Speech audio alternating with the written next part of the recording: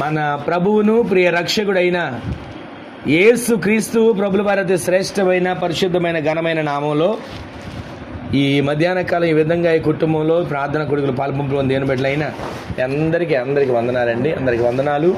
ప్రభు మిమ్ములను మీ కుటుంబంలో ఆశీర్వదించునుగాక. ఆమేన్. కొద్దిసేపు దేవుని మాట మనం ధ్యానం చేసుకుందాం. దేవుని మాట జీవం కలిగిన మాట. మనుష్యుడు రొట్టె వలన కాక దేవుని నోట నుండి వచ్చే ప్రతి మాట వలన జీవిస్తాడు. ఆ మాట మనల్ని బ్రతికించేది, ఆ మాట మనల్ని సరిచేసేది, ఆ మాట మనల్ని నిలబెట్టేది, ఆ మాట ప్రతిరోజు మనల్ని పోషించేది. ఒక్క మాటని ఈ పూట మీకు నేను జ్ఞాపకం చేసి ప్రార్థన చేస్తాను. ఒకసారి చూడండి, యోబు గ్రంథం 37వ అధ్యాయం 5వ వచనంలో రాసిన మాటను అందరూ చూడండి. యోబు గ్రంథం 37వ అధ్యాయం 5వ వచనంలో రాసిన మాట, దేవుడు ఆశ్చర్యముగా ఉరుము ధ్వని చేయును. గట్టిగా ఆమేన్ చెప్పండి. మరొకసారి చెప్పండి. ఆ మాట మీరు కూడా పలకండి. దేవుడు ఆశ్చర్యముగా ఉరుము ధ్వని చేస్తాడు. తర్వాత మాట ఇంకోటి ఏముంది? ఏమని రాస్తుందండి? మనము అంటే ఇక్కడ ఈ రోజు మాట వింటున్న మనము గ్రహింపలేని గొప్ప కార్యములను ఆయన మన కొరకు చేయబోతున్నాడు. ఆమె చెప్పండి. మన దేవుడు, మనం ఆరాధించే దేవుడు అని చెప్పనా, ఆశ్చర్యముగా ఉరుము ధ్వని చేస్తాడు. అంత మాత్రమే కాదు, మనము గ్రహింపలేని ఇలా ఇలా అసలు జరుగుతుందని నేను అనుకోలేదు అని అంటాం కొన్నిసార్లు. అటువంటి గ్రహింపలేని గొప్ప కార్యాలు నా దేవుడు ఈ కుటుంబంలో బిడ్డల పట్ల జరిగించును గాక. ఈరోజు నీ మాటలు వింటున్న మన జీవితంలో ప్రతిరోజు మనము ఈ కార్యం జరిగితే బాగుండు, ఆ కార్యం జరిగితే బాగుండు, ఇది ఎలా ఉంటే బాగుండు, అది ఎలా ఉంటే బాగుండు మనం అనుకుంటాం. మనుషులం కాబట్టి మనకు నచ్చినట్టు ఇలా జరగాలి, ఇలా అవ్వాలి, ఇలా కావాలి, ఇలా నెరవేరాలి మనం అనుకుంటున్నాం. కానీ దేవుడు నిశ్చయముగా ఆశ్చర్యముగా ఉరుము ధ్వని చేయబోతున్నాడు. ఉరుము ధ్వని అంటే మనకు వర్షం వచ్చేటప్పుడు ఉరుముతుంది, ఆ ధ్వని అనుకుంటాం. కానీ ఉరుము ధ్వని అంటే మనకు దేవుడు మాట్లాడడం మొదలు పెడతాడు. ఆమె చెప్పండి. మన కుటుంబంతో మాట్లాడడం మొదలు పెడతాడు. వాస్తవానికి ఇదే కాలం, వర్షాకాలం. వర్షాలు పడుతుంటే ఉరుము ధ్వనులు వింటూ ఉంటాం, వాస్తవమే. కానీ దేవుడు ఇక్కడ కూర్చున్న తర్వాత, ఈ వాక్యాన్ని చూపించిన తర్వాత, అసలు ఇక్కడ ఏం మాట్లాడతారయ్యా మీరు అని ప్రార్థన చేసుకుంటూ ఉంటుంటే, ఈ యోబు గ్రంథం 37వ అధ్యాయం 5వ వచనంలో ఆ మాట కనబడగానే ఉరుము ధ్వని చేస్తాడు అన్న మాట చూసి విని ఆ మాటను బట్టి ప్రార్థన చేసుకుంటుండగా, ఇప్పుడు ఇంతకుముందు అనుకుంటా కొన్ని నిమిషాల ముందు మనం జరుగుతున్న ప్రార్థనలో ఆకాశంలోంచి వినపడింది. మీరు ఎవరిని విన్నారా? ఉరుము ధ్వని వినపడింది. అప్పుడు నేను అనుకున్న, దేవా నీవు సూచనగా నాకు ముందుగానే చూపించావు ప్రభువా, నీవు చేసే కార్యాలు ఈ కుటుంబంలో అక్షరాలుగా నెరవేర్చబడాలి. ఇదిగో మీరు గ్రహింపలేని గొప్ప కార్యాలు చేస్తానన్నారు. ఇదిగో మేము అడుగు పెట్టడం వల్ల కాదయ్యా, మాకన్నా ముందుగా మీరు అడుగుపెట్టి కార్యాలు జరిగించండి అని ఇందాక నుంచి నేను ప్రార్థన చేసుకుంటుండగా ఆ ఉరుముదని దేవుడు వినిపించాడు. అప్పుడు నాకు ధైర్యం వచ్చింది, ఈ వాక్యం దేవుడు ఇచ్చాడని. ఈ రోజున ఈ మాటలు వింటున్న మన జీవితంలో ఎన్నో విషయాలు చెప్పాలని పరిశుద్ధ గ్రంథంలో చాలా విషయాలు ఉన్నాయి. ఏదైనా చెప్పేసి ఒక మాట వెళ్ళిపోవచ్చు, కానీ నేను మాట్లాడితే ఉపయోగం ఉండదు. నేను మాట్లాడితే ఏ కార్యం జరగదు. దేవుడే ఈ కుటుంబంతో మాట్లాడాలని చెప్పి ప్రార్థన చేసుకుంటుంటే దేవుడు చూపించిన మాట. సరే, ఇంతకీ దేవుడు ఆశ్చర్యముగా ఉరుము ధ్వని చేస్తాడు. ఎందుకు ఉరుము ధ్వని చేస్తున్నాడు? ఉరుము ధ్వని ఎందుకు చేయాలి? మన జీవితంలో గ్రహింపలేని గొప్ప కార్యాలు ఆయన ఎలా చేస్తాడు, ఇంతకీ ఏమేం చేస్తాడు? మనం అనుకుంటాం, పిల్లల్ని చక్కగా చదివించుకుంటే చాలండి గొప్ప కార్యం, చేను చక్కగా పండితే చాలండి గొప్ప కార్యం, ఆరోగ్యం కుదిరితే చాలండి గొప్ప కార్యం, మనకున్న సమస్యలు తీరితే చాలండి గొప్ప కార్యం, మన కుటుంబంలో నెమ్మది కలిగి జీవిస్తే చాలండి ఒక గొప్ప కార్యం. మనం అనుకుంటే భూ సంబంధంగా ఎన్నో కార్యాల గురించి గొప్ప కార్యాలని.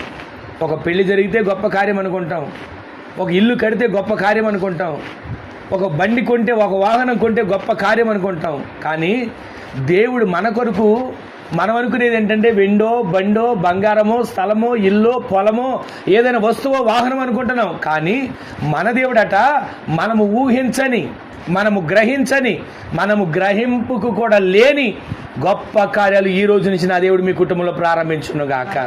విశ్వసించండి. ఈ రోజు నుంచి మీరు ప్రతిరోజు ఈ వాగ్దానం మీద చేయబెట్టి ప్రార్థన చేసుకోండి. ఈరోజు తారీఖు వేసుకోండి, 22వ తారీఖు. వాస్తవానికి 22వ తారీఖున అన్నదేవరపేటలో అక్కడ ఉన్న గదిలో ఆరాధన ప్రారంభించిన ఆదివారం రోజు ఇది.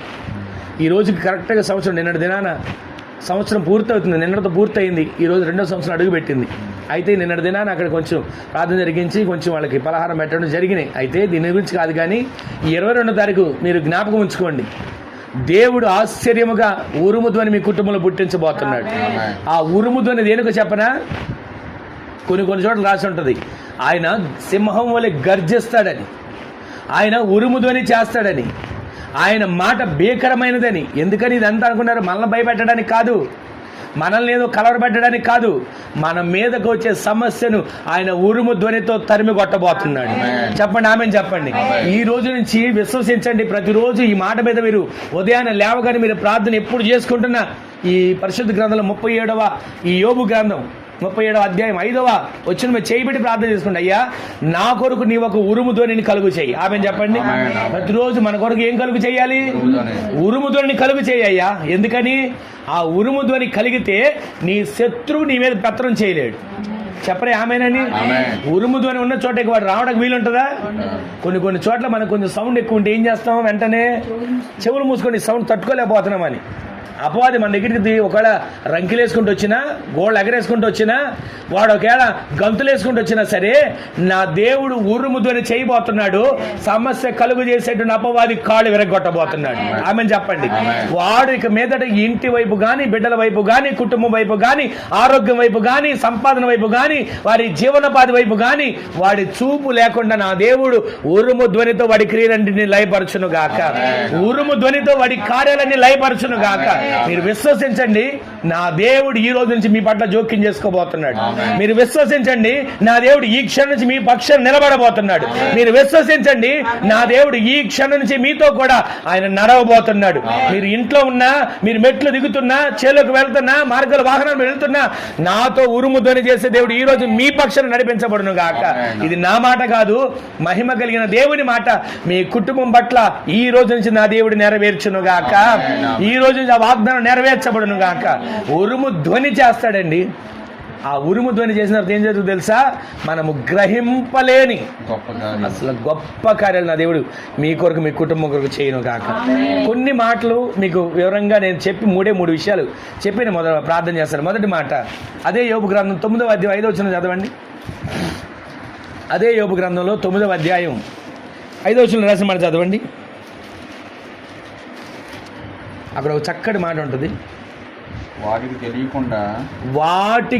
తెలియకుండా పర్వతములను తీసివేసేవాడు మనం ఆరాధించే దేవుడే. ఆమె చెప్పండి. ఎవరు తెలియకుండా? సమస్య కలుగు చేసేవాడికి తెలియదంట ఆ సమస్య తీరిపోతుందన్న సంగతి. ఆమె చెప్పండి. సమస్య కలుగు చేసేవాడు అనుకుంటాడు, నేను సమస్యను కలుగు చేశానులే, సమస్యను సృష్టించానులే, బలహీనతను తీసుకొచ్చానులే, నెమ్మది లేకుండా చేశానులే, ఆరోగ్యం ఉండకుండా చేశానులే అని వాడు సంబరపడుతున్నాడు, ఆనందిస్తున్నాడు, కళ్ళు ఎగరేస్తున్నాడేమో. అని ఒక్క మాట చెప్పనా? ఆ సమస్య కలుగు చేసేవాడికి కూడా తెలియదు ఆ సమస్యను దేవుడు తీసేస్తున్నాడని. ఈరోజు విశ్వసించండి, వాటికి తెలియకుండా పర్వతములను తీసివేసేవాడు ఆయనే. చదవండి తర్వాత మాట. ఉగ్రత కలిగి వాటిని బోర్ల తోయేవాడు ఆయనే ఉగ్రతతో వాటిని బోర్ల తోయిపోతున్నాడు. ఆమె చెప్పండి. సమస్య ఇక మీద నీ ఎదుట నిటారుగా నిలబడదు. ఏమవుతుంది? బోర్ల పడబోతుంది. ఆమె చెప్పండి. సమస్య పర్వతములు పడవేసినట్లుగా నా దేవుడు పడవేయబోతున్నాడు. అది ఇక మీద నీ ముందు నిటారుగా నిలబడి కళ్ళు ఎగరేసి నీ వైపు చూసి కళ్ళు ఎర్ర చేసేలా కాదు. ఆ సమస్య ఈ రోజు నుంచి బోర్ల పడబోతుంది. ఇప్పుడు గొల్యాతు అరుస్తున్నాడండి, రంకిలేస్తున్నాడు, వాడి ఇష్టం వచ్చినట్టు కేకరేస్తున్నాడు, వాడి ఇష్టం వచ్చినట్టు మాట్లాడుతున్నాడు.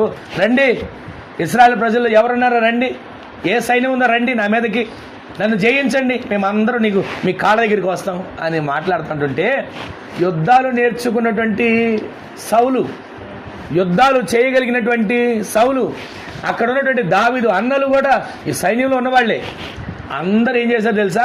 గుడారంలో దాక్కుని ఆ రంకెలు వినలేక ఎవరికి వాళ్ళు మౌనంగా ఉన్నారు. కానీ ఒక వ్యక్తి వచ్చాడండి. ఏం చేశాడో తెలుసా? ఆ వచ్చిన వ్యక్తి ఆ మాటలు వినగానే కడుపు రగిలిపోయింది.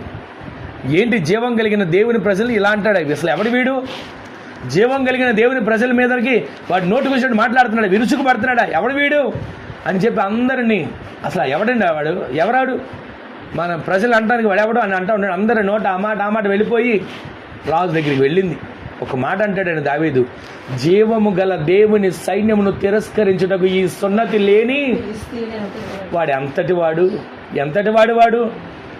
మనం సమస్యని చూసి అమ్మో ఇంత సమస్య నా వల్ల కాదు, ఇంత బాధ నా వల్ల కాదు, ఇంత కష్టమా నా వల్ల కాదు, ఇంతటి బలహీనత నా వల్ల కాదు. మనం ఎందుకంటే సమస్యని బోతద్దులు పెట్టుకుని పెద్దది చేస్తున్నాం. సౌలు రాజు అక్కడ ఉన్న సైనికులు కూడా అదే చేశారు. గొల్లియాతు ఎత్తు చూసారా ఎంత ఉందో, గొల్లియాతు పెట్టుకున్న కిరీటం చూసారా ఎంత ఉందో, గొల్లియాతు పెట్టుకున్న కవచం చూసారా ఎంత ఉందో, గొల్లియాతు పెట్టుకున్నటువంటి వాడే ఆయుధాలు చూసారా ఎంత ఉన్నాయో, మోసే కత్తి చూసారా ఎంత ఉందో అని వాటిని పెద్ద చేసి వీళ్ళందరూ భయపడిపోయి ఇక్కడ వణికిపోతున్నారు, గుడారంలో దక్కున్నారు. వాస్తవానికి దేవుని నామం పేరిట లేచి వాడు ఎదురుగా నిలబడగలిగిన సామర్థ్యం కలిగిన వాళ్ళు భయపడిపోయి గుడారంలో దాక్కుంటే వెంటనే ఆ ప్రాంతంలోకి దేవుని ఆరాధించేవాడు వచ్చాడండి. ఆమె చెప్పండి, ఎవరు వచ్చారు? దేవుని ఆరాధించేవాడు వచ్చాడు. ఎలాంటి వాడో తెలుసా? అరణ్యంలో ఉన్నా సరే, మందల్ని మేపుతున్నా సరే, యెహోవా నా కాపరి నాకు లేమి కలగదని పాడేవాడండి. ఎక్కడున్నా సరే నేను నా దేవుని మందిరంలో చిరకాలం ఉంటాను అనేవాడండి. ఎక్కడున్నా సరే కృపాక్షేమాలు ఏమనేవాడు? నా వెంట వస్తాయి, నా వెంట డబ్బు వస్తుంది, పలుకుబడి వస్తుంది, పదవి వస్తుంది, బలగం వస్తుంది, నాకు ఇది ఆస్తి వస్తుంది. అల్లా ఎప్పుడు చూసినా నా వెంట ఏం రావాలి? మన వెంట ఈ రోజు నుంచి కృపాక్షేమాలు నడవబోతున్నాయి. చెప్పండి, ఆమెను చెప్పండి. ఈ రోజు నుంచి మీరు విశ్వసించండి. ఒక్క మాటను పట్టుకొని 37వ అధ్యాయం 5వ వచనం చదివాం కదా, ఆయన నీ మధ్యకి ఎలా ధ్వని చేస్తున్నాడు? ఆయన ఏ ధ్వనితో వస్తున్నాడు? ఉరుము ధ్వనితో, ఆశ్చర్యమైనటువంటి ఉరుము ధ్వనితో నీ మధ్యకి రాబోతున్నాడు. ఆ వచ్చే దేవుడు ఉరుము ధ్వని రాగానే ఒక యుద్ధానికి వెళ్ళేటప్పుడు ఒక బాకానాదం ఊదుతారు. ఏమన్నా తెలుసా? మేమందరం యుద్ధానికి సిద్ధపడుతున్నాం, అటుపక్క వాళ్ళు కూడా మీరు సిద్ధపడండి అని ఒక బాకానాదం ఊదుతారు. అప్పుడు యుద్ధానికి వెళ్ళే వాళ్ళందరూ సిద్ధపడతారు. ఆ యుద్ధ రంగంలోకి వెళ్ళిన తర్వాత కొన్ని సన్నివేశాలు ఉంటాయి, రకరకాల బోరలు ఊదేటువంటి సన్నివేశాలు ఉంటాయి. ఒక బోర ఊదినప్పుడేమో యుద్ధానికి సిద్ధపడాలి, ఒక బోరు ఊదినప్పుడేమో ఇక పైనుండి ఒకరు చూస్తాడు. ఆ కొండ మీద ఈ కొండ మీద వాళ్ళకి సంబంధించిన వీళ్ళకి సంబంధించిన ఉంటారు. ఉండి వీళ్ళు యుద్ధం చేస్తా ఉండగా చూసి ఏం చేస్తారు తెలుసా? వెంటనే ఒకవేళ వీళ్ళ ప్రజలు వాళ్ళ చేతిలో చిక్కిపోతున్నారు అన్న సమస్య వాళ్ళకి వెంటనే అర్థమవగానే మరొక యుద్ధ సమాచారానికి సంబంధించిన బోర ఊదుతారు. వాళ్ళకి మీరు చిక్కిపోతున్నారు, జాగ్రత్త, వెనదిరగండి, లేకపోతే తప్పుకోండి, ఏదో రకంగా అక్కడి నుంచి వెనక్కి పారిపోండి, అక్కడ దగ్గరికి వెళ్ళకండి అని ఒక సమాచారం బోర ఊదుతారు. అదే ఒకవేళ వాళ్ళు వీళ్ళ చేతికి చిక్కే అవకాశం ఉందనుకోండి, మరొక రకమైనటువంటి బోర శబ్దం ఊదుతారు. వాళ్ళు మీ చేతికి చిక్కేటట్టుగా ఉన్నారు, వెంటనే మీరు వెళ్ళి వాళ్ళని హతమార్చండి, జయాన్ని పొందండి అని. ఆ విధంగా చెప్పిన దాని ప్రకారంగా వాళ్ళు ఆ బోర శబ్దాన్ని వినాలి. యుద్ధం చేసేవాడు నేను యుద్ధ రంగంలోకి వెళ్ళాలే, కత్తి పట్టుకున్నాలే, శత్రువుతో పోరాడుతున్నాలే అనుకోవడం కాదు. యుద్ధ రంగంలో ఉన్నవాడు బాకానాదం వినాలి. యుద్ధ రంగంలో ఉన్నవాడు ఎప్పుడు ఏ బాకానాదం వినబడుతుందో, శత్రువు మీదకి వెళ్లాల్సిన బాకానాదమా, అక్కడి నుంచి తెలివిగా తప్పించుకోవాల్సిన బాకానాదమా, యుద్ధానికి బయలుదేరే బాకానాదమా, యుద్ధం ఇప్పుడు ఆపుతున్నాం అనే బాకానాదమా? 4 రకాల బాకానాదాలు. యుద్ధం బయలుదేరే బాకానాదం ఒకటి, యుద్ధం ఆపే బాకానాదం ఒకటి, శత్రువు దగ్గరికి వస్తున్నాడు వెనక్కి పారిపో అనే బాకానాదం ఒకటి, శత్రువుని చేతి చిక్కుతున్నాడు వాడిని చంపు అనే బాకానాదం ఒకటి. ఈ రోజున మనం దేవుని సందులో ప్రతిరోజు దేవుని స్వరం వినాలి, ప్రతిరోజు దేవుని మాటను మనం వినాలి, ప్రతిరోజు దేవుని ఆలోచన మనం వినాలి, ప్రతిరోజు దేవుని తలంపు మనలో ఉండాలి. మనలో ఈ లోకంలో కష్టాలు, నష్టాలు, సమస్యలు, శ్రమలు రావు అని నేను చెప్పట్లేదండి. కష్టాలు, నష్టాలు, శ్రమలు ఇవన్నీ వస్తాయి. కానీ ఒక్క మాట చెప్పనా, దేవుడు నీకేం చెబుతున్నాడు, దేవుడు నీకే ఆలోచనిస్తున్నాడు. ఉదయాన్నే లేవగానే ఒక వాగ్దానం చదువుకుంటాం, ఆ వాగ్దానంలో దేవుడు నిన్ను ఎలా బలపరుస్తున్నాడు, ఆ వాగ్దానం బట్టి నువ్వు ఎలా వెళ్ళాలి. ప్రతిరోజు నువ్వు ఎక్కడున్నా, అయ్యా ఇదిగో ఈరోజు నాకు ఈ వాగ్దానం ఇచ్చావు, ఆ వాగ్దానం నా పట్ల నెరవేర్చబడాలి. ఏ శత్రువు నా మీద పెత్తనం చేయకూడదు, ఏ సమస్య నా మీద పెత్తనం చేయకూడదు, ఏ ఆటంకం నా మీద పెత్తనం చేయకూడదు, ఏ బలహీనత నా మీద పెత్తనం చేయకూడదని ఆ వాగ్దానాన్ని ఎత్తిపట్టి నీవు ప్రతిరోజు వాగ్దానాన్ని ధ్యానిస్తూ, వాగ్దానాన్ని అయ్యా ఈ వాగ్దానం ఇచ్చావు కదా నా పట్ల నెరవేర్చు అని దేవుని సందులో వాగ్దానం ఎత్తిపడితే, వాగ్దానం ఎత్తిపట్టడం అని చెప్పనా, జయం వచ్చినప్పుడు వాళ్ళు జై జెండా ఎగరవేస్తారు, మనకు జయం వచ్చింది, జయం వచ్చింది, జయం వచ్చిందని. అలాగే మనం వాగ్దానాన్ని ఎత్తిపట్టాలి, వాగ్దానం అనే జెండాని ఎగరవేయాలి. ఆ వాగ్దానం ఎగురుతుంటే రెపరెపలాడుతున్న వాగ్దానం నీ కుటుంబంలో, నీ ఆరోగ్య విషయంలో, నీ జీవనోపాధి విషయంలో, నీకు కలిగిన సమస్త విషయంలో నా దేవుడు నీకు జయము కలుగు చేసే వాగ్దానం నీ పట్ల నెరవేర్చబడును గాక. ఈ రోజున వింటున్న మాట అని చెప్పనా, పర్వతములకు తెలియకుండా వాటిని పడద్రోసేవాడు ఆయనే, బోర్ల దోసేవాడు ఆయనే. మీకు జ్ఞాపకం చేస్తున్నా, అందరు యుద్ధాలు నేర్చుకున్నవారు, యుద్ధం చేయగలిగిన వారు, కత్తులు ఉన్నవారు, ఆయుధాలు ఉన్నవారు ఒక మాటలో చెప్పండి చేతులు ముడుచుకొని కూర్చున్నారు, లోకల మాట తోక ముడుచుకొని కూర్చున్నారు. ఆ విధంగా కూర్చున్నారు. ఈ లోపు దేవుని ఆరాధించేవాడు వచ్చాడండి. సున్నతి లేని వాడి మాటలు వింటూ ఫిలిస్తీయుడు ఈ మాటలు అంటాడా దేవుని ప్రజలను, జీవము గల దేవుని ప్రజలను ఈ మాట అంటాడని చెప్పి కడుపు రగిలిపోయి నన్ను పంపించండి, వాడిని ఒక్క దెబ్బ తీసేస్తా, నన్ను పంపించండి, వాడు అంతు చూస్తా, నన్ను పంపించండి, ఇక వాడు అరుపు వినబడకుండా చేస్తా అని మాట్లాడుతుంటుంటే అందరూ పిల్లోడు అంటారా వచ్చాడు, యుద్ధం చేస్తాడంట, ఆ మాట ఆ మాట ఆ మాట ఆనోట ఆనోట రాజు దగ్గరికి వెళ్ళిపోయింది. యుద్ధం చేసేవాడు వచ్చాడా? ఎవరు వచ్చాడు? బలాఢ్యుడా, శక్తి కలిగిన వాడా, ఎత్తరా, లావుకున్నవాడా, కన్నలు తిరిగినవాడా, అందంగా ఉన్నవాడా అని చెప్పి రాజు పిలిచి చూస్తే చిన్న పిల్లాడుగా ఉన్నాడు. ఇంకొక మాట చెప్పనా, దానికి ముందు సమూయేలు ప్రవక్త దేవుడు చెప్పిన మాట విని యెష్షై కుమారులో ఒక కుమారుని అభిషేకించాలి అంటే ఆ ఇంటికి వెళ్ళగానే ఆ యెష్షై ఏం చేశాడు తెలుసా, తన కుమారులను ఒక్కొక్కరిని పిలిచాడు. సమూయేలు ప్రవక్త కూడా వాళ్ళని చూసి, వాళ్ళ బలాన్ని చూసి, వాళ్ళ ఎత్తుని చూసి, వాళ్ళ రూపాన్ని చూసి, ఆహా దేవుడు ఏర్పరచుకున్నాడు ఇతడేనేమో, దేవుడు ఎన్నుకున్నాడు ఎలా ఉంటాడేమో అని అనుకుంటూ ఉండగానే దేవుడు మాట్లాడుతున్నాడు, సమూయేలు ఎందుకు పై రూపాన్ని చూసి మోసపోతున్నావు? పై రూపాన్ని ఎందుకు చూస్తున్నావు? నేను పై రూపాన్ని చూసేవాడిని కాదు, హృదయ అంతర్భాగం చూసాను. నేను కోరుకున్న ఇతడు కాదు, పక్కకు బొమ్మని.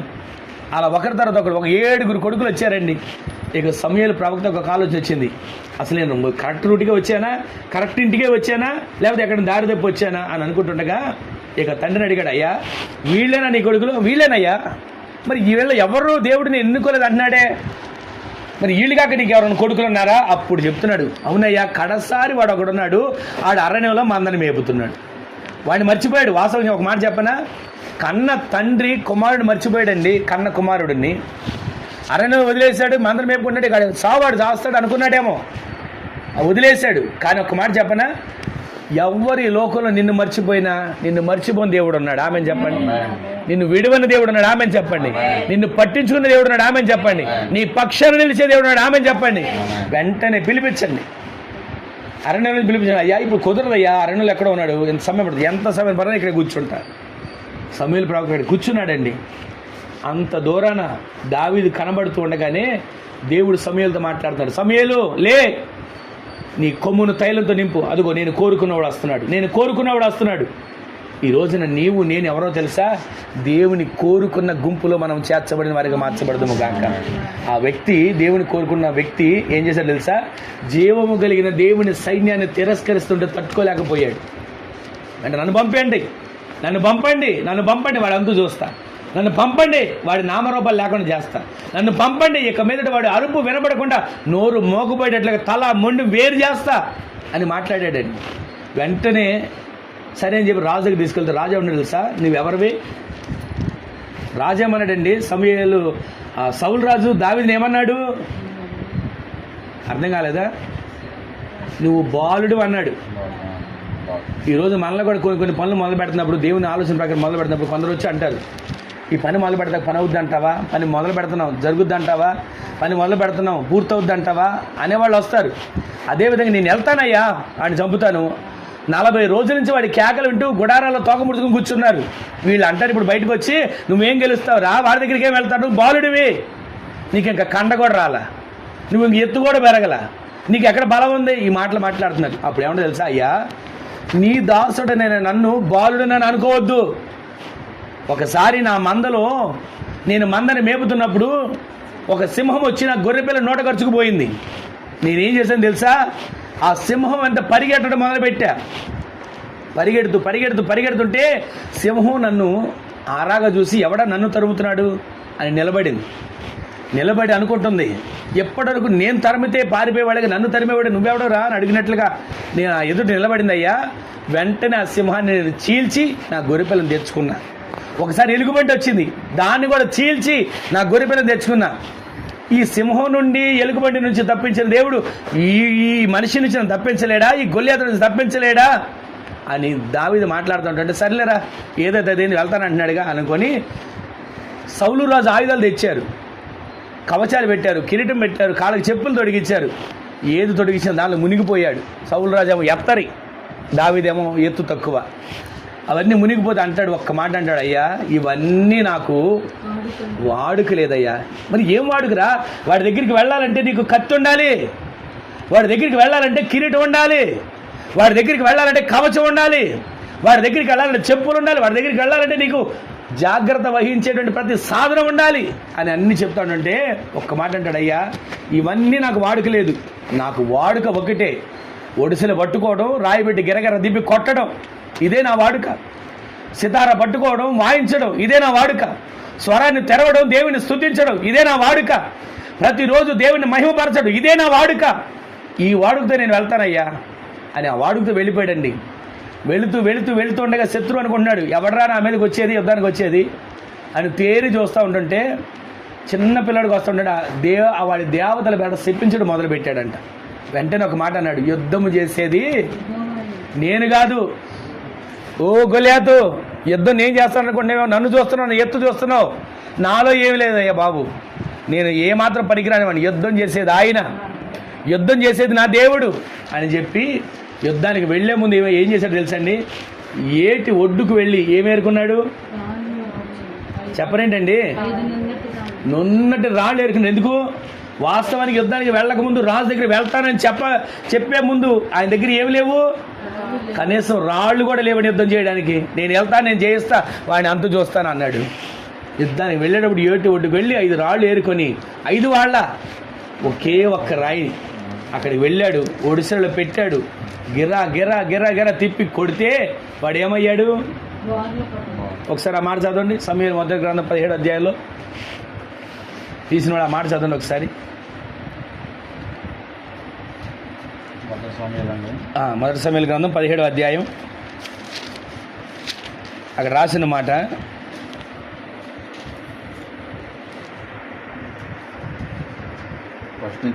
కాదండి 49 చదవండి. 49 చదవండి. తన సంచిలో చెయ్యి వేసి అందులో నుండి రాయి ఒకటి తీసి వడిసెలతో విసిరి ఆ ఫిలిష్తీని నుదుట కొట్టెను. ఆ రాయి వాని నుదురు చొచ్చినందున వాడు నేలను బోర్ల పడ్డాడు. ఆమె చెప్పండి, ఎలా పడ్డాడంట? వాస్తవానికి రాయి తగిలితే ఎటు పడాలి? కానీ మన దేవుడు ఏం చేస్తాడు తెలుసా? పర్వతాలను బోర్లు చేయగలిగిన వాడు. ఆమె చెప్పండి, పర్వతాలను ఏం చేయగలిగిన వాడు? పర్వతం మన చేతులతో తిప్పగలమా? కనీసం ఒక 100 కేజీల రాయిని దొరికించడానికి నాన్న కష్టాలు పడాలి. కానీ పర్వతాన్ని ఆయన బోర్లు చేయగలిగిన వాడు. ఎలా చేస్తాడు అని అనుకోకండి, ఎలా జరుగుద్ది అని అనుకోకండి, ఖచ్చితంగా చేస్తాడు. ఆమె చెప్పండి, నీ ముందున్న ఏ అపవాది పర్వతమైన ఈ రోజు నుంచి బోర్ల పడబోతుంది. చెప్పండి, ఆమె చెప్పండి. నీ ముందున్నటువంటి ఏ ఆటంక పర్వతమైన ఈ రోజు బోర్ల పడబోతుంది. నీ ముందున్నటువంటి ఏ అడ్డు పర్వతమైన ఈ రోజు నుంచి ఏమవబోతుందండి? బోర్ల పడబోతుంది. ఆమె చెప్పండి, విశ్వసించండి. ఈ రోజు నుంచి ఒక్క రాయి తగలగానే ఏమయ్యాడు? ఫిలిష్తీయుడు అరిసినోడు, కేకలేసినోడు, రంకిలేసినోడు, రండిరా చూసుకుందాం అన్నవాడు ఏమైపోయాడు? ఇప్పుడు బోర్ల పడితే వెళ్ళి వాడి మీద నుంచున్నాడండి దావీదు. వాడి కత్తితో వాడి తల తెగనరికి తల చేత్తో పట్టుకొని తీసుకొస్తున్నాడు. అప్పుడు అందరు కలిసి పాటలు పాడారు. ఏం పాట? దావీదు వేల కొలది, సౌలు వేల కొలది 10,000 కొలదని పాట పాడారు. అప్పుడు ఈలోపు సౌలులో ఒక దురాత్మ వచ్చింది, ఇక అసూయ వచ్చేసింది, పగ వచ్చేసింది, విషచూపు వచ్చింది. ఒక మాట చెప్పనా, ఈరోజు మనం ఎదుగుతున్నాం దేవునిలో అని అన్నా సరే మనతో ఉన్నవారు కూడా విషపు చూసేవాళ్ళు ఉంటారు. వీళ్ళు ఎదగడం ఏంటి, వీళ్ళకి అంత మేలు కలగడం ఏంటి, వీళ్ళు ఇల్లు కట్టడం ఏంటి, వీళ్ళకి ఇంత మంచి కార్యం జరగడం ఏంటి, వీళ్ళు ఇంత సంపాదించడం అనేటువంటి విషపు చూసి ఆ రోజున ఉన్నారు, ఈ రోజున కూడా ఉన్నారు. ఒక మాట చెప్పనా, ఎంతటి విషపు చూపు చూసేవారు ఉన్నా నీవు దేవుని సందులో ఆరాధించే వ్యక్తిగా ఉంటే నిన్ను దేవుడు హెచ్చించబోతున్నాడు, నిన్ను దేవుడు తలగా ఉంచబోతున్నాడు. ఎంతమంది ఎన్ని విషపు చూపులైనా చూడనివ్వండి. చూశాడు విషపు చూపు, దెయ్యం పట్టిన వ్యక్తి దగ్గరికి వచ్చి పాట పాడి సితార వాయించి అతనిలో ఉన్న దెయ్యాన్ని తొలగించేటట్లుగా చేస్తూ ఉంటుంటే ఈటతో దావీదుని చంపుదాం అనుకుని ఎన్నిసార్లు గోడకి ఈటి విసిరాడు, ఎన్నిసార్లు మన మీదకి లేనిపోయి నిందలు వచ్చాయి, ఎన్నిసార్లు మన మీదకి మన అన్న వాళ్ళే మన మీదకి రాళ్ళు రువ్వారు, ఎన్నిసార్లు మన మీదకి మనం నమ్మినోడే గోతులు తీశారు, ఎన్నిసార్లు మన మీదకి మనం ఎంత ప్రేమించిన వాళ్ళే మన మీదకి నిప్పులు పోసినట్టు మాటలు మాట్లాడారు. ఈరోజు నీ మాట వింటున్న మన జీవితంలో ఎంతటి సౌలు యుద్ధం చేయలేకపోయిన పరిస్థితుల్లో ఒక్క వ్యక్తి వెళ్ళి యుద్ధం చేసి జయం తీసుకొస్తే నేను చేయలేని పని ఇతను చేసాడని సంబరపడాలి. కానీ విషపు జుబ్బు చూస్తాం మొదలుపెట్టాడు. విషపు జుబ్బు చూడటమే కాదు, చంపాలి కీడు అడ్డు లేకుండా తొలగి చూడడం. గొల్లియాతను చంపలేకపోయాడు కానీ దావీదుని చంపుతాడు అంటండి. అర్థమవుతుందా మీకు? గొల్లియాతు వచ్చి మాట్లాడుతుంటే చంపలేకపోయాడు కానీ దావీదుని చంపుదాం అనుకున్నాడు. అపవాది చేత నింపబడిన వాడినే జయించలేకపోయాడు, దేవుని ఆత్మ చేత నింపబడిన ఇంకేం జయించగలుగుతాడండి? చెప్పండి, ఆమెను చెప్పండి. ఈ రోజున మీరు ఎలా ఉండాలి చెప్పనా? దేవుని ఆత్మ చేత నింపబడి వ్యక్తులుగా మార్చబడుతున్నారు కాక. ఒకసారి 16:12 అనుకున్నా వచ్చింది కదండి, సమయలు మొదటి గ్రంథం 16:12 16:12 వచ్చింది సమయలు మొదటి గ్రంథం. ఆ ఫిలిష్తీయుడు ఉదయమున సాయంత్రమును బయలుదేరుచు 40 జనములు తన్ను తాను అగ్రపరుచుకొనుచు వచ్చెను. యెషయా తన కుమారుడైన దావీదును పిలిచి, నీ సహోదరుల కొరకు వేయించిన ఈ గోధుమలతో 16:13 చదువుతాడు. 13 చదువు. సమూయేలు తైలపు కొమ్మును తీసి వాని సహోదరులు ఎదుట వానికి అభిషేకము చేసెను. నాట నుండి యెహోవా ఆత్మ, ఒకసారి మన అందరు చదవండి. నాట నుండి యెహోవా ఆత్మ దావీదు మీదకి ఎలా వచ్చింది? బలముగా వచ్చింది. ఆమె చెప్పండి. ఇంకొక మాట మీకు చెప్తాను, 14 వచ్చింది చదవండి. యెహోవా ఆత్మ సౌలును విడిచిపోయి, అర్థమవుతుందండి మీకు ఈ మాట? ఏ వ్యక్తి దేవుని కోసం నిలబడిన వ్యక్తిగా ఉన్నాడో ఆ వ్యక్తికి నాట నుండి దేవుని ఆత్మ తనలో ఉంది. అసూయపడిన వాడు, కక్ష సాధించే మనసు ఉన్నవాడు, పగ పెంచుకున్నవాడు, ఇక ఈ వ్యక్తిని లేకుండా చేయాలనుకున్న వాడికి ఏమైందో చెప్పనా? నాట నుండే యెహోవా యొద్ద నుంచి దురాత్మ వచ్చి అతనిలో ఉంది. ఈరోజు నీ మాట వింటే మన జీవితంలో మనం ఆరాధించే దేవుడు, మనం గ్రహింపలేని గొప్ప కార్యాలు చేసే దేవుడు ఏం చేస్తాడో తెలుసా? నీ ఎదుటున్న పర్వతాలను నీకు తెలియకుండా తొలగిస్తాడు. నీ ఎదుటున్న పర్వతాలను అవి నీ ఎదుట బోర్ల పడేట్టు చేస్తాడు.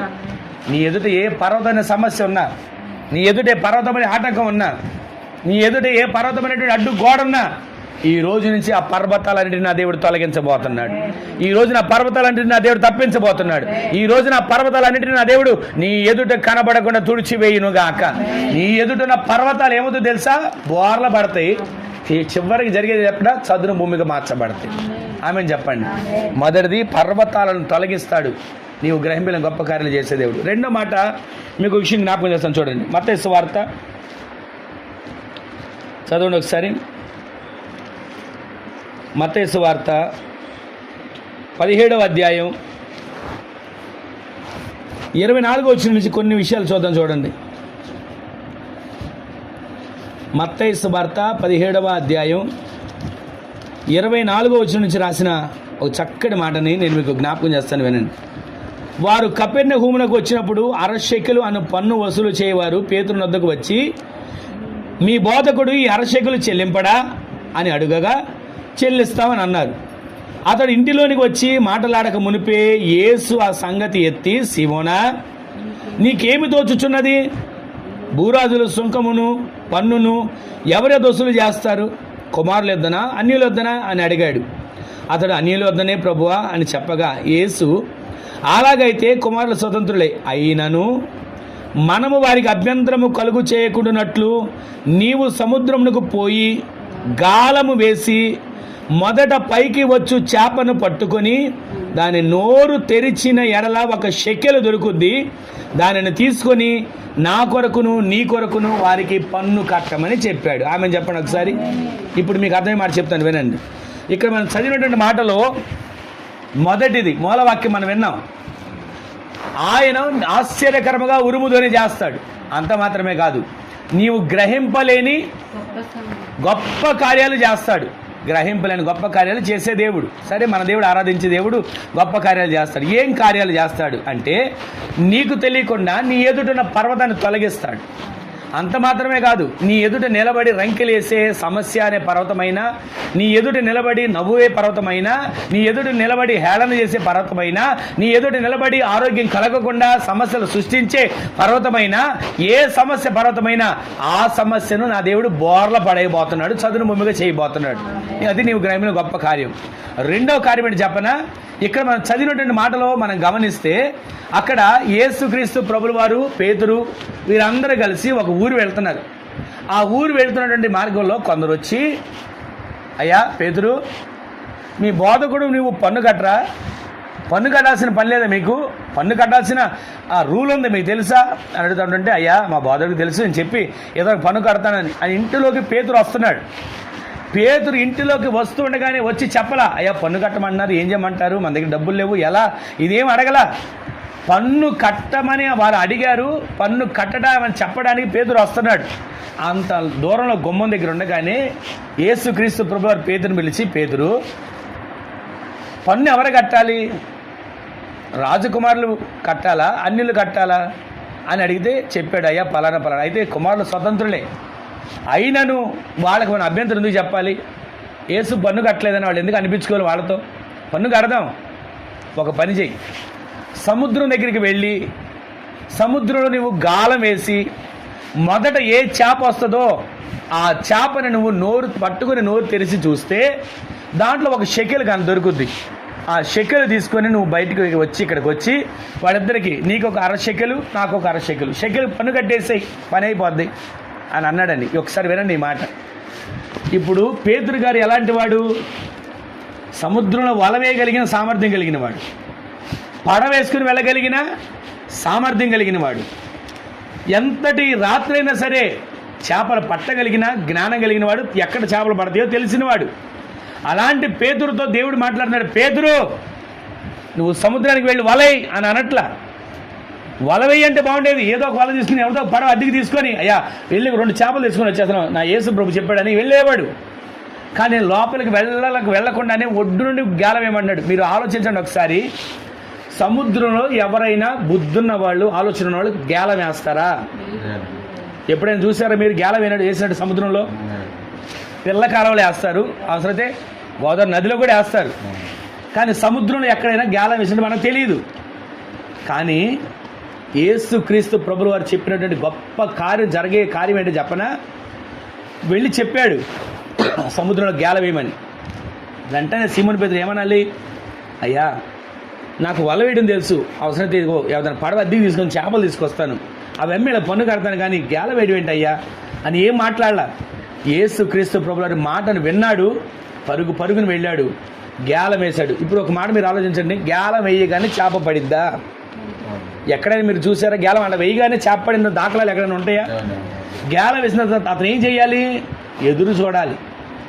ఎప్పుడు ఆ గేలం లాగినట్టు ఉంటుందో అంతసేపు వరకు గాలం పట్టుకొని వేచి చూడాలి. ఎంతసేపు అయినా, అది పావుగంట, అరగంట, గంట, లేకపోతే సాయంత్రం దాకానే కాదు, ఎంతసేపు అయినా గేలం వేసిన తర్వాత చేప వచ్చి ఆ గేలం పడేంతవరకు ఎదురు చూడాలి. అంటే దేవుడు ఏం నేర్పిస్తున్నాడు మనకి? ఓర్పును నేర్పిస్తున్నాడు.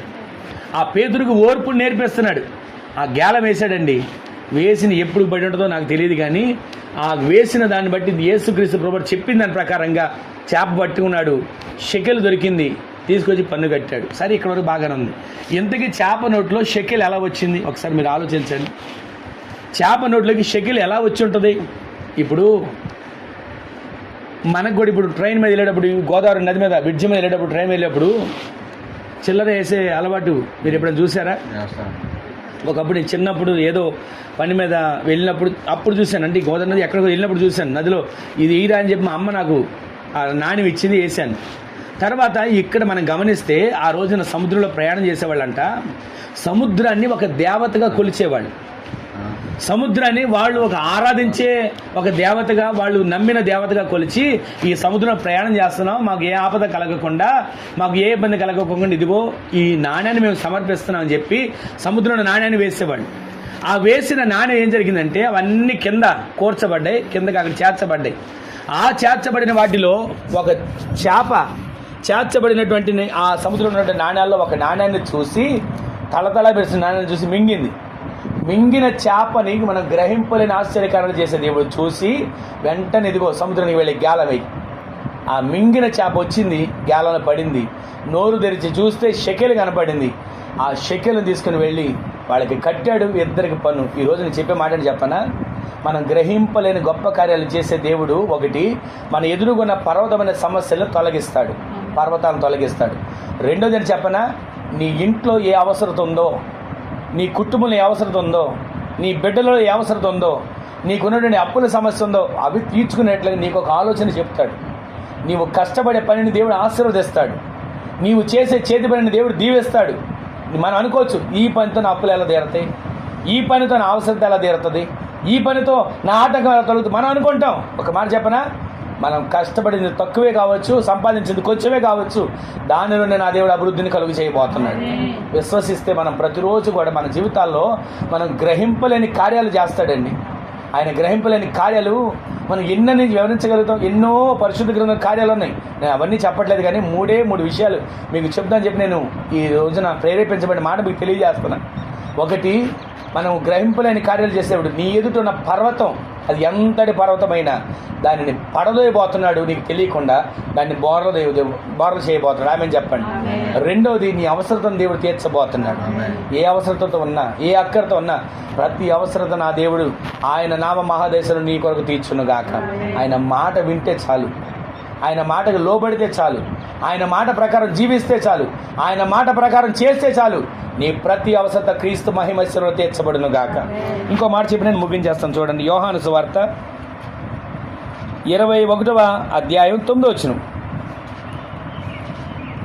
ఆ ఒక్క మాట చదవండి, ప్రార్థన చేసుకుందాం. యోహాను సువార్త 21వ అధ్యాయం 9వ వచనంలో రాసిన మాట ఏంటంటే, అక్కడ రాసిన మాట చివరి అధ్యాయం 21వ అధ్యాయంలో చివరి, వారు దిగి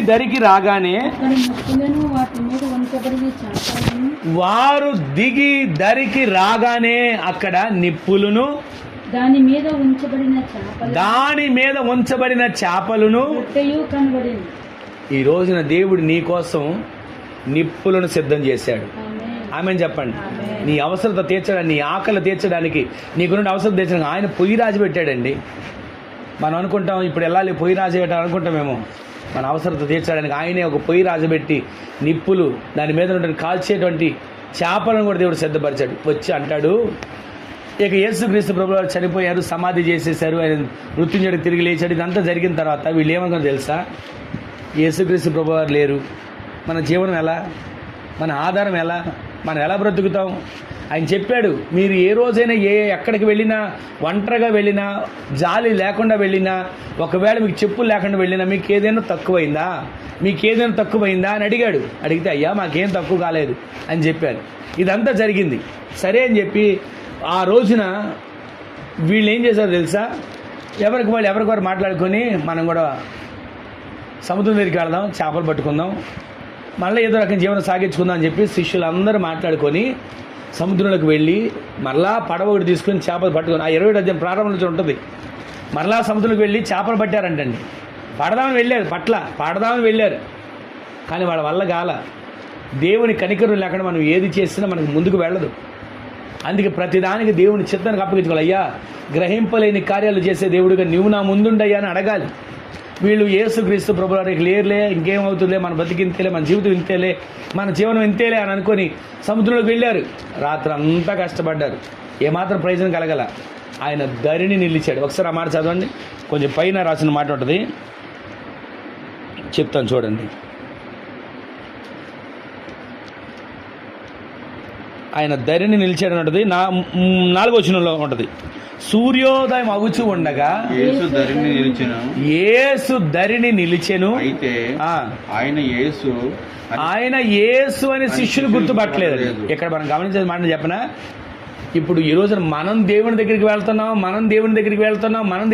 అనుకుంటున్నాం, కానీ దేవుడే మన కోసం మన దరికి వచ్చి నిలబడబోతున్నాడు. ఆమె చెప్ప ఈరోజు మీరు ప్రతిరోజు ప్రార్థించుకోండి, అనండి, అయ్యా నా దరికి వచ్చి నిలువయ్యా అని మీరు అడిగి చూడండి. ఆయన మీ దరికి వచ్చి నిలుస్తాడు.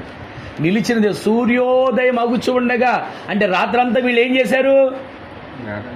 వేటకి వెళ్ళారు, రాత్రంతా వేటకి వెళ్ళారు. కొంచెం పైన చదవండి, 3వ వచనం అనుకుంటా, ఆ మాట మీకు అర్థమవుతుంది. నేను సీమోను పేరు 2వ వచనం చదవండి. సీమోను పేతురును దిదుమానబడిన తోమాయు గలిలయలోని కానాను ఊరివాడగు నతనేలును జబదయ కుమారులను ఆయన శిష్యులతో మరి ఇద్దరును కూడి ఉండిరి.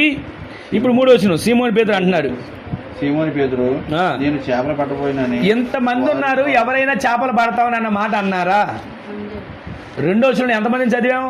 సీమోను పేతురు, దిదుమానబడిన తోమ, తర్వాత జబదయి కుమారులు, తనతో పడిన కొంతమంది, నతనీయులు, కానా ఊరివాడు అయిన నతనీయులు, ఎంతమంది ఉన్నారు. వీళ్ళలో ఎవరైనా నేను చేపలు పడతాను అన్నారండి? 3వ వచనం కనబడ సీమోను పేతురు అంటాడు, ఏమన్నా చదవండి. సీమోను పేతురు నేను చేపలు పట్టబోదునని, నేను చేపలు పట్టబోదునని వారితో అనగా, ఎవరితో అన్నాడంట? వీళ్ళందరితో, అక్కడున్న వాళ్ళందరితో అన్నాడు, చేపలు పడతా.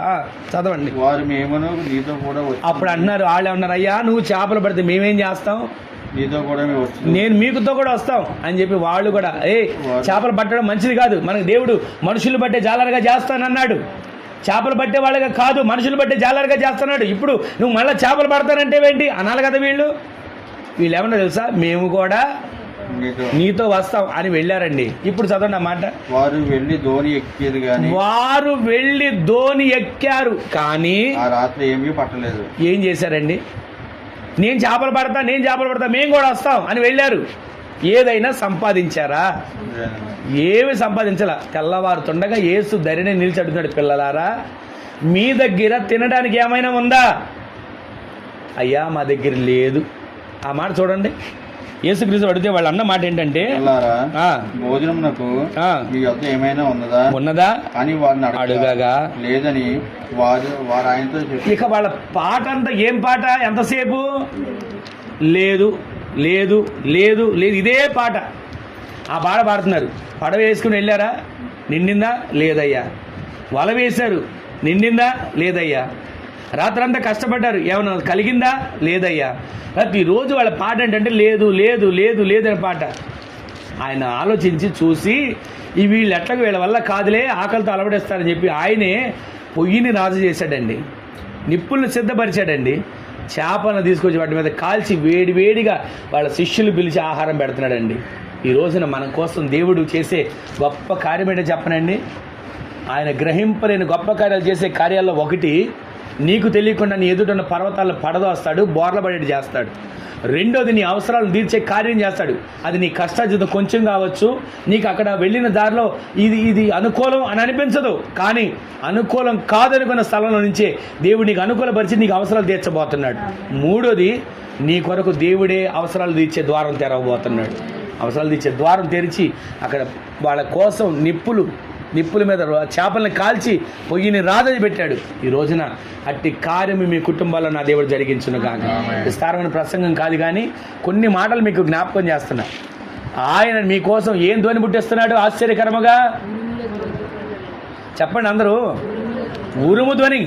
ఆ ఉరుము ధ్వని ఏంటో చెప్పనా? దేవుడు నీ కోసం గర్జించే స్వరం. ఆయన స్వరం ద్వారా నీతో మాట్లాడి నీ ఉరుము ధ్వని ద్వారా ఉన్నటువంటి ప్రతి ఆటంకాలన్నిటిని తొలగిస్తాడు, సమస్యలన్నిటిని పరిష్కరిస్తాడు. నీ నోటి నిండా నవ్వుని దేవుడు కలుగు చేయబోతున్నాడు. ఉరుము ధ్వని కలిగినప్పుడు పిల్లలు ఏమవుతారు? ఏం చేస్తారు చెప్పండి? వెంటనే భయపడతారు, తల్లిదండ్రుల దగ్గరికి వచ్చి పట్టుకుంటారు.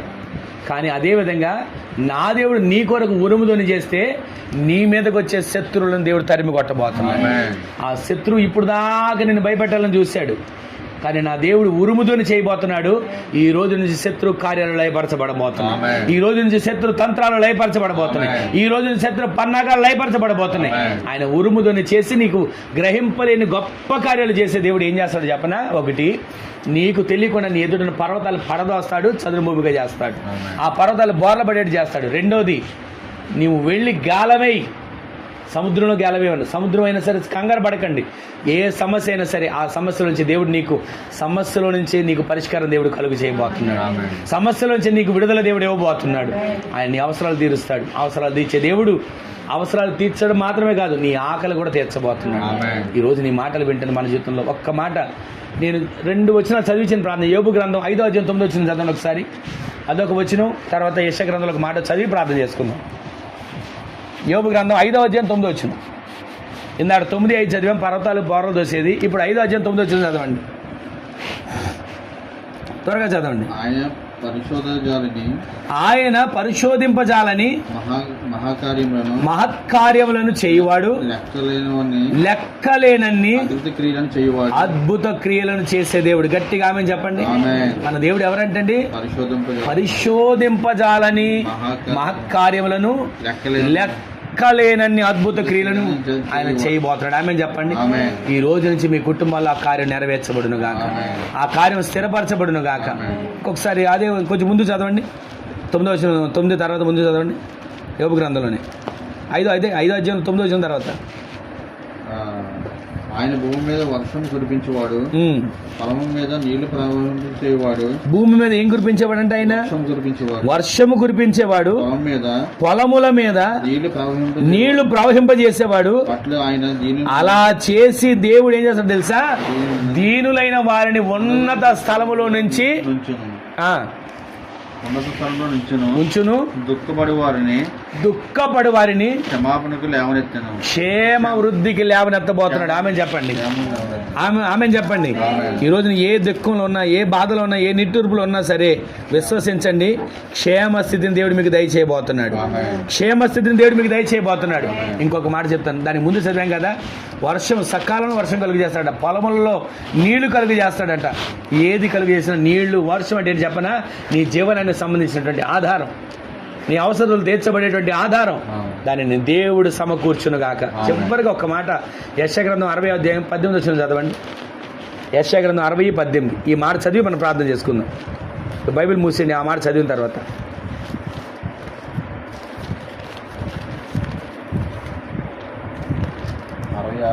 60వ అధ్యాయం 18వ వచనం రాసిన మాట, ఇకను నీ దేశమైన బలాత్కారం అనే మాట.